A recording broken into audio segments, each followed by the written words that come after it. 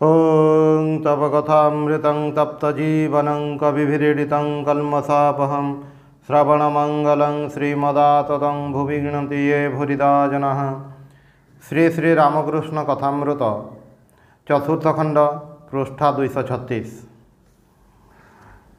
श्रीरामकृष्ण दक्षिणेश्वर मंदिर रे राखाल मास्टर पंडित श्यामापद प्रभृति भक्त मानक गहन समाधि मंदिर रे पंडित श्यामापद प्रति कृपा। श्रीरामकृष्ण जड़े दुई जन भक्तों सहित घरे बसिछंती। अपराह्न 5टा गुरुवार भाद्रव 12 दिन श्रावण कृष्णादित्य 27 अगस्ट 1885 ख्रीष्टाब्द। ठाकुरंको गला रोग देखा देइछि, तथापि भक्त माने केही आसिले देहर असुस्थता भूली जाउछंती। हुए तो सारा दिन सेमानक सहित कथा कहउछंती, बेले बेले गीत मध्य गाउछंती। श्रीजुक्त मधु डाक्तर प्राय नौका करी आसंती ठाकुरंको चिकित्सा पई। भक्त माने अत्यंत चिंतित होई पड़िछंती। सेमानकर इच्छा मधु डाक्तर जेपरी प्रत्यह आसी देखंती। मास्टर ठाकुरंको कहउछंती, ए अभिज्ञ लोक, ये प्रतिदिन देखिले भल हुंता। पंडित श्यामापद भट्टाचार्य आसी ठाकुरंको दर्शन कले। आंटपुर गाँव में यहाँ निवास।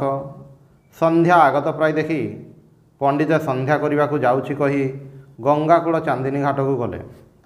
संध्या करू करू पंडितंकर अद्भुत कौन दर्शन है। संध्या सारी ठाकुरंको घर को आसी तले बसिले। ठाकुरे माँकर नाम और चिंता करिया परे निज आसन रे बसिछंती। पापच उपरे मास्टर राखाल लाटू प्रभृति घरे यातायात करुछंती। श्रीरामकृष्ण मास्टर प्रति पंडितों को देखाई ए जड़े बेस लोक पंडितों प्रति नेति नेति करी जेउठारे मनर शांति हुए सेठारे ही से। 7टा द्वार परे राजा रहिछंती। प्रथम द्वार डेई देखे जे जड़े ऐश्वर्यवान पुरुष बहु लोकबाक नहीं बसिछंती। खूब जाकजमक। जी राजा को देखा जाइछि से संगी को पचारिला, ये कौन राजा? संगी सामान्य हसी कहिला, ना। द्वितीय द्वार और अन्यान्य द्वार पाखरे मध्य एहीपरि कहिला, देखे जेते आगे जाए सेते बेसी बेसी ऐश्वर्य आउ जाकजमक। 7 द्वार पार होई जेतेबेले देखिला सेतेबेले आउ संगी को पचारिला नाही। राजांकर अतुल ऐश्वर्य दर्शन करी अबाक होई ठिया हैला। बुझिला ए राजा। ए विषय आउ कौनसी संदेह नहीं। पंडित कहउछंती, मायार राज्य छाड़ी गले तांकु देखा मिले। श्रीरामकृष्ण कहउछंती, तांकर साक्षात्कार परे पुणी देखे से ही यही सबु जीवजगत होइछंती। जेतेबेले नेति नेति विचार करे सेतेबेले ए संसार धकारटाटी स्वप्नवत बोध हुए। तांकर दर्शन परे पुणी ए संसार मजार कठी। केवल शास्त्र पढ़िले कौन हेब? पंडित माने केवल विचार करती। पंडित कहउछंती, मते कहीं पंडित कहले मोर घृणा हुए। श्रीरामकृष्ण कहउछंती, एइटी तांकर कृपा। पंडित माने केवल विचार करती, किंतु कई क्षीर शुणिछि, कई क्षीर देखिछि। साक्षात्कार परे सबु नारायण देखिब। नारायण ही सबु होइछंती। पंडित नारायणकर स्तव शुणाउछंती। ठाकुरे आनंदरे विभोर। पंडित कहउछंती, सर्वभूतस्थम आत्मानं सर्वभूतानि चात्मनि इक्षते योगयुक्तात्मा सर्वत्र समदर्शन। श्रीरामकृष्ण कहउछंती, आपणकर अध्यात्म रामायण देखाउछि? पंडित कहउछंती, आज्ञा हाँ, टिके देखाउछि। श्रीरामकृष्ण कहउछंती, सेथिरे ज्ञान और भक्ति परिपूर्ण। सबरी उपाख्यान अहल्याङ्कर स्तव सबु भक्तिर परिपूर्ण। तेबे गोटे कथा अछि, से विषय बुद्धि बहुत दूर रे। पंडित कहउछंती, जेउठारे विषय बुद्धि से सुदूरम, आउ जेउठारे ताहा नाही सेठारे से अदूरम। उत्तरपड़ार जड़े जमीदार मुखार्जी को देखी आसिली। बयस होइछि, केवल नोभेल गप शुणुछंती। श्रीरामकृष्ण कहउछंती, अध्यात्म रे आउ गोटे कथा कहा जाइछि जे से ही जीवजगत।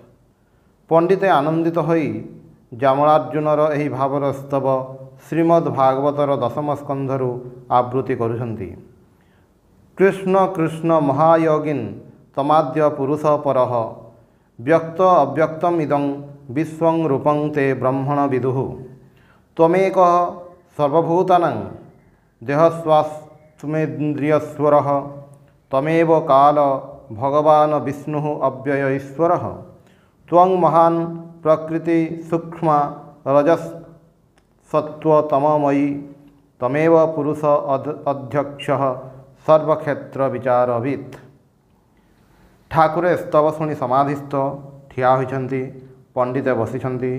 ପଣ୍ଡିତଙ୍କର କଳରେ ଓ ବକ୍ଷରେ ଗୋଟିଏ ପାଦ ରଖି ଠାକୁରେ ହସୁଛନ୍ତି।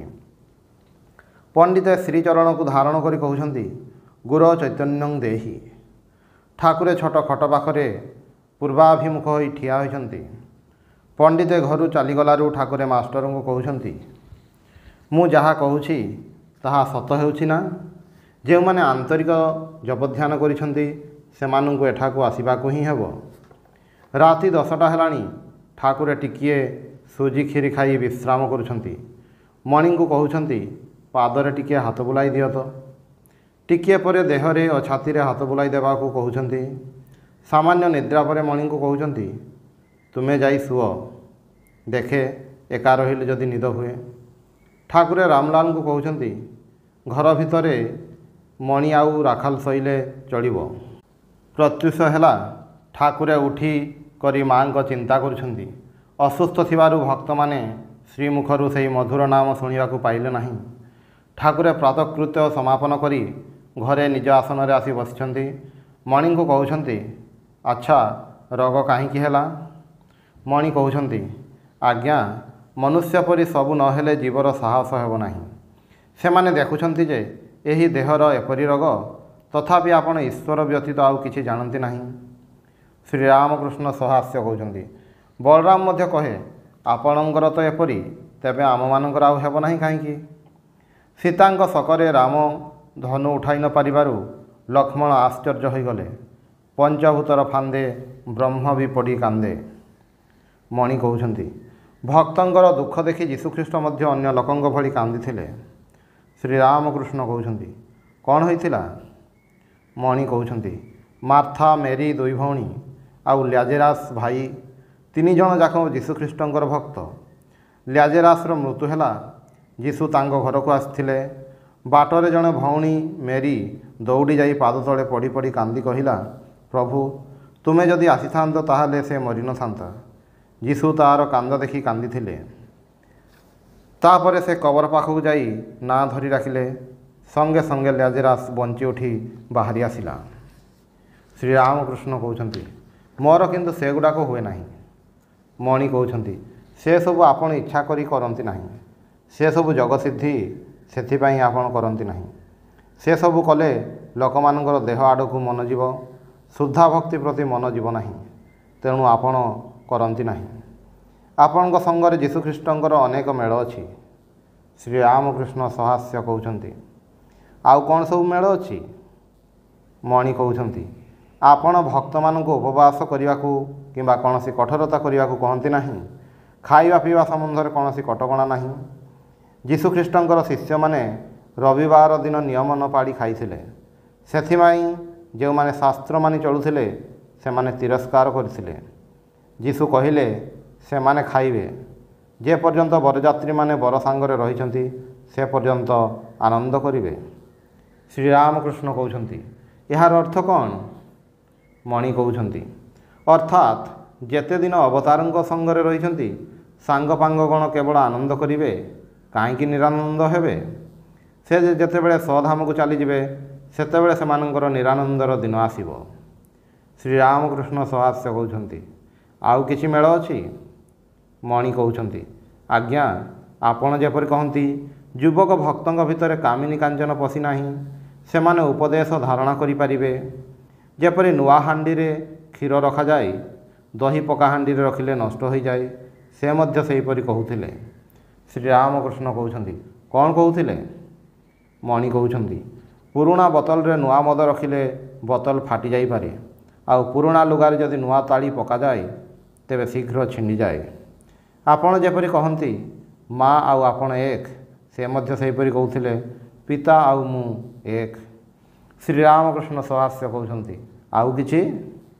ମଣି କହୁଛନ୍ତି ଆପଣ ଯେପରି କହନ୍ତି ବ୍ୟାକୁଳ ହୋଇ ଡାକିଲେ ସେ ଶୁଣିବେ ହିଁ ଶୁଣିବେ, ସେ ମଧ୍ୟ କହୁଥିଲେ ବ୍ୟାକୁଳ ହୋଇ କବାଟରେ ଧକ୍କା ମାର, କବାଟ ଖୋଲା ହେବ। Knock and it shall be opened unto you. Sri Ramakrishna କହୁଛନ୍ତି ଆଚ୍ଛା, ଯଦି ଅବତାର ହୁଏ ତେବେ ପୂର୍ଣ୍ଣ ନା ଅଂଶ ନା କଳା? କେହି କେହି କହନ୍ତି ପୂର୍ଣ୍ଣ। ମଣି କହୁଛନ୍ତି ଆଜ୍ଞା, ପୂର୍ଣ୍ଣ କି ଅଂଶ କି କଳା ଏସବୁ ମୁଁ ଭଲ ବୁଝିପାରୁନାହିଁ। ତେବେ ଆପଣ ଯାହା କହିଥିଲେ ସେ କଥା ଖୁବ୍ ଭଲ ବୁଝିଛି। ପାଚେରୀ ଭିତରେ ଗୋଲ କଣା। ଶ୍ରୀରାମକୃଷ୍ଣ କହୁଛନ୍ତି କ'ଣ କୁହ? ମଣି କହୁଛନ୍ତି ପାଚେରୀ ଭିତରେ ଗୋଟିଏ ଗୋଲ କଣା, ସେହି କଣା ବାଟେ ପାଚେରୀ ସେପାଖ ପଡ଼ିଆରେ କିଛିଟା ଦେଖାଯାଉଛି। ସେହିପରି ଆପଣଙ୍କ ଭିତର ଦେଇ ଅନନ୍ତ ଈଶ୍ୱରଙ୍କୁ ଦେଖାଯାଏ। ଶ୍ରୀରାମକୃଷ୍ଣ କହୁଛନ୍ତି ହଁ, ଏକାବେଳକେ 2-3 କୋଶ ପର୍ଯ୍ୟନ୍ତ ଦେଖାଯାଉଛି। ମଣି ଚାନ୍ଦିନୀ ଘାଟରେ ଗଙ୍ଗା ସ୍ନାନ ସାରି ଠାକୁରଙ୍କ ପାଖକୁ ଫେରି ଆସିଲେ। ସମୟ ସକାଳ 8ଟା। ମଣି ଲାଟୁଙ୍କ ପାଖରୁ ନିର୍ମାଲ୍ୟ ମାଗୁଛନ୍ତି, ଶ୍ରୀ ଶ୍ରୀ ଜଗନ୍ନାଥଙ୍କର ନିର୍ମାଲ୍ୟ। ଶ୍ରୀରାମକୃଷ୍ଣ ପାଖକୁ ଆସି ମଣିଙ୍କୁ କହୁଛନ୍ତି ତୁମେ ସେଇଟି ଅର୍ଥାତ୍ ନିର୍ମାଲ୍ୟ ଗ୍ରହଣ କର। ଯେଉଁମାନେ ଭକ୍ତ ପ୍ରସାଦ ନହେଲେ ଖାଇପାରନ୍ତି ନାହିଁ। ମଣି କହୁଛନ୍ତି ଆଜ୍ଞା, ମୁଁ କାଲିଠାରୁ ବଳରାମ ବାବୁଙ୍କ ଘରୁ ଜଗନ୍ନାଥଙ୍କର ନିର୍ମାଲ୍ୟ ଆଣିଛି, ସେଥିରୁ ପ୍ରତିଦିନ ଟିକିଏ ଗ୍ରହଣ କରେ। ମଣି ଭୂମିଷ୍ଠ ହୋଇ ଠାକୁରଙ୍କୁ ପ୍ରଣାମ କରୁଛନ୍ତି ଓ ବିଦାୟ ଗ୍ରହଣ କରୁଛନ୍ତି। ଠାକୁରେ ସ୍ନେହରେ କହୁଛନ୍ତି ତୁମେ ସକାଳୁ ସକାଳୁ ଚାଲିଯାଅ, ଭାଦ୍ରବ ମାସର ଖରା ଭାରି ଖରାପ। ଓଁ ନିରଞ୍ଜନମ୍ ନିତ୍ୟମନନ୍ତ ରୂପମ୍ ଭକ୍ତାନୁକମ୍ପାଧିତ ବିଗ୍ରହଂ ବୈ ଈଶାବତାରଂ ପରମେଶମିଡ୍ୟଂ ତ୍ୱଂ ରାମକୃଷ୍ଣଂ ଶିରସା ନମାମି।